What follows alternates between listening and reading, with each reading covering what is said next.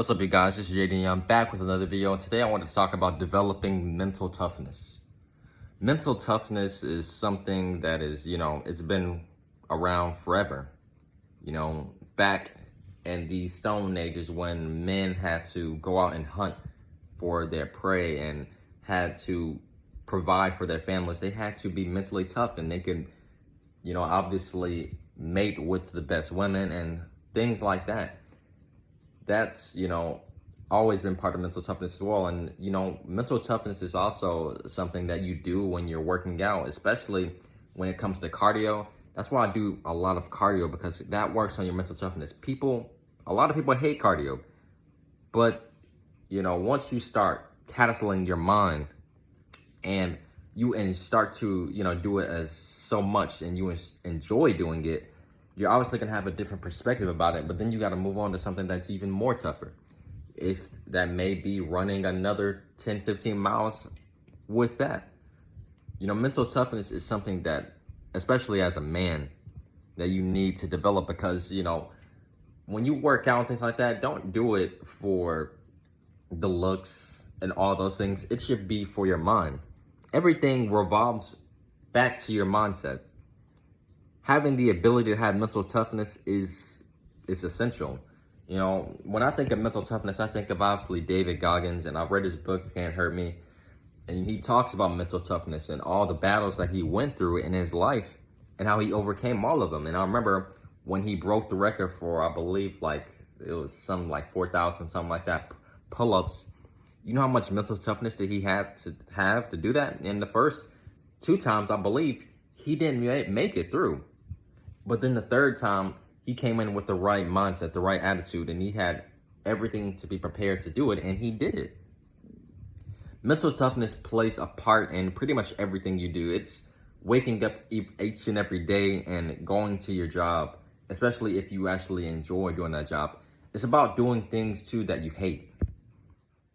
Life, we all like to be comfortable. The clothes we wear, the things we do, the people we hang out with, our surroundings, all of these things play a part in your mental toughness.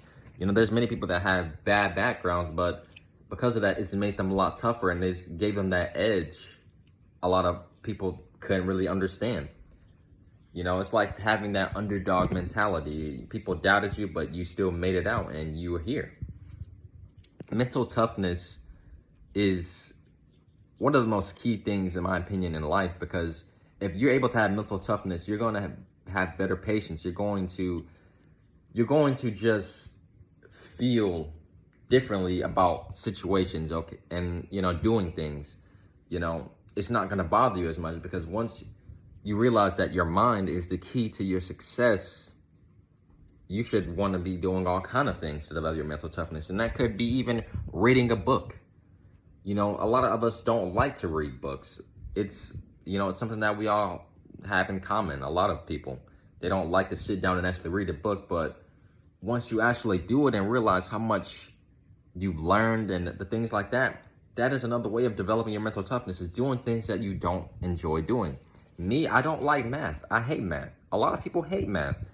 But if you learn how to basically enjoy suffering and things like that, because that's how I view math. I view math as suffering. I hate it with a passion. But if I just continue to practice with it and just practice and practice and practice and develop patience for it, then I know that I can be way, way better in math, because I've always tried to just skip ahead and do what I can through math. And obviously that's something that I want to improve on, bettering myself at, because I just don't have the patience for it. And, when you, like I said before, when you working out plays a huge part in mental toughness, because you're doing something that's physically demanding. You're doing something that is going to transcend your body, but you shouldn't look at it as something to transform your body.